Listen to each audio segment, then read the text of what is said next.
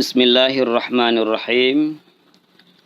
Allahumma salli wa sallim ala Sayyidina Muhammad wa ala alihi wa sahbihi wa barik wa sallim. Kita akan membahas tentang orang yang meninggalkan salat.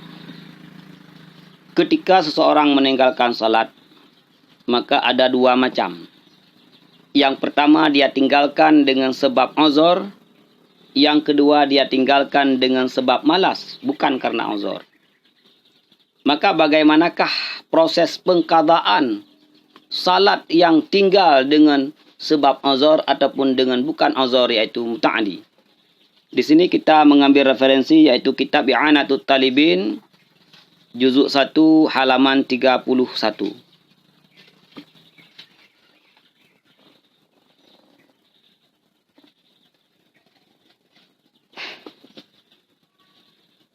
Wa yubadiru man marra bifaitin wujuban in fata bila udhrin fayalzamuhu qada'u furan. Jadi seseorang yang meninggalkan salat, seseorang yang luput tidak sempat melaksanakan salat pada waktu salat, maka orang tersebut wajib mengqadanya. Wajib untuk melaksanakan salat tersebut secara fur, menyegerakan. Apabila tinggal salat itu adalah dengan sebab tidak uzur, dengan sebab malas, dengan sebab muta'addi, maka wajib disegerakan orang yang meninggalkan salat dengan tiada uzur untuk mengerjakan salat yang tinggal tersebut. Ini dinamakan dengan qada. Maka wajib kepada dia adalah qada secara fur. Jadi zuhur belum kita laksanakan salat disebabkan malas, sehingga telah lalulah waktunya zuhur, maka ketika waktu asar kita wajib menyegerakan untuk mengqada salat tersebut. Qala Syekhuna Ahmad bin Hajar rahimallahu ta'ala, walladhi yadharu annahu yalzamuhu sarfu jami'i zamanihi liqada'i ma'ada ma yahtaju lisarfihi fima la budda lahu minhu. Syekh Ibnu Hajar mengatakan bahwa kewajiban bagi orang yang meninggalkan salat dengan tiada muta'addi untuk mentasarufkan, mempergunakan semua waktu yang dia miliki untuk qada salat. Kapan kita balik? Kita balik pada umur 15 tahun. Sekarang berapa umur kita? 39 tahun. 14 tahun telah berlalu. Kalaupun 14 tahun kita belum melaksanakan salat,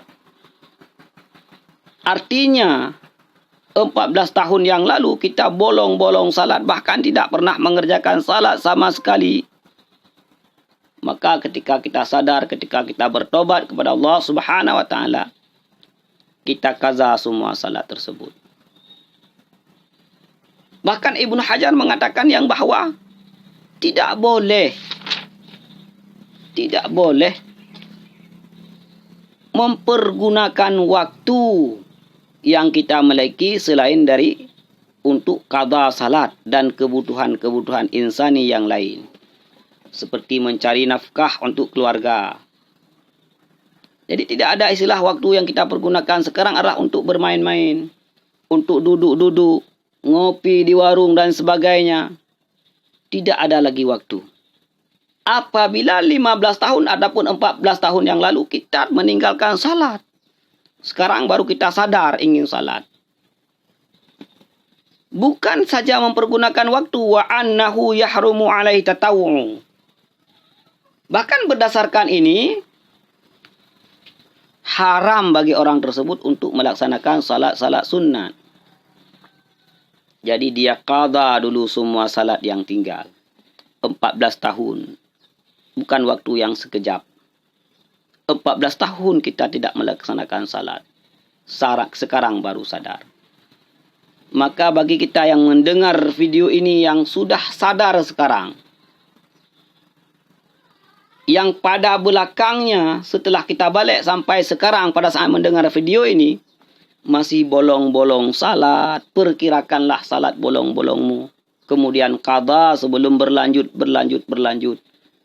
Ketika sudah berlanjut, sungguh sangat berat untuk mengqadanya. Ini, jangan sampai salat sudah tinggal, haram juga kita mempergunakan waktu kepada yang lain. Duduk di warung kopi untuk minum bersama teman, haram. Pergi bersama keluarga yang bukan kebutuhan hajat insani, haram. Jadi jangan sampai bertingkat-tingkat, bersusun-susun keharaman yang ada pada diri kita. Ini bagi orang yang tinggal salat adalah dengan sebab tidak uzur ataupun muta'addi ataupun unsur kesengajaan. Sekali lagi, bagi kita yang tinggal salat karena tidak melaksanakan salat sebab malas, wajib kita tunaikan salat tersebut fur. Wajib kita qada segera. Tidak boleh mempergunakan waktu selain untuk kebutuhan insani dan mencari nafkah untuk keluarga. Semua waktu tersebut wajib kita gunakan untuk qada salat sampai dengan tidak boleh mengerjakan salat sunat. Wa yubadiru bihi nadban in fata bi'udhrin kana min lam yata'adda bihi wa nisyanin kadzalika. Sedangkan salat yang tinggal disebabkan uzur, kita tertidur, waktu bangun sudah tidak ada lagi waktu subuh, maka dalam pengqadaan salat tersebut, itu sunat kita segerakan. Setelah bangun, mandi, sebelum berangkat kerja ataupun berangkat kemanapun, qada salat baru berangkat. Sunat. Boleh juga kita laksanakan zuhur. Tetapi kalau setelah mandi mampu dan sanggup kita laksanakan dan ada waktu, kenapa kita harus menunggu waktu zuhur?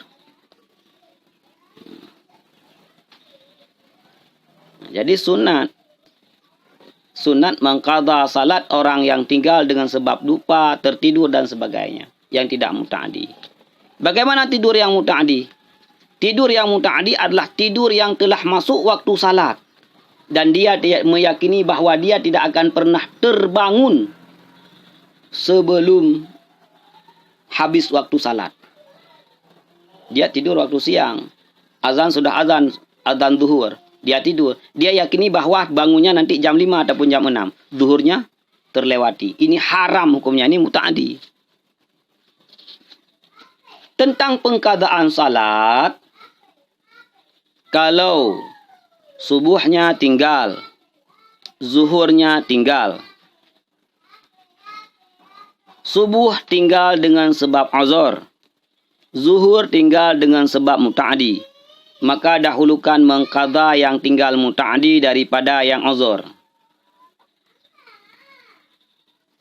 Kalau keduanya uzur, zuhur tinggal uzur, subuh juga tinggal uzur, artinya tidur kita semalam bangunnya asar.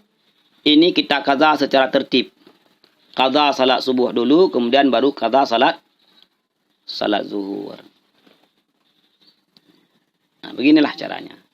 Maka mudah-mudahan kita sebagai manusia yang lemah, kita sebagai manusia yang banyak dosa kepada Allah Subhanahu wa taala, yang kadang-kadang apa yang diperintahkan oleh Allah kita sia-siakan. Ingat, tinggal salat ada dua. Yang pertama sebab uzur, yang kedua dengan sebab muta'addi. Ketika tinggal dengan sebab uzur, bersegeralah berqadha, bersegeralah bertaubat kepada Allah dengan qadha salat yang tinggal tersebut. Kalau tinggal dengan sebab uzur, maka disunatkan untuk segera bertaubat, untuk qadha. Wabillahi taufik.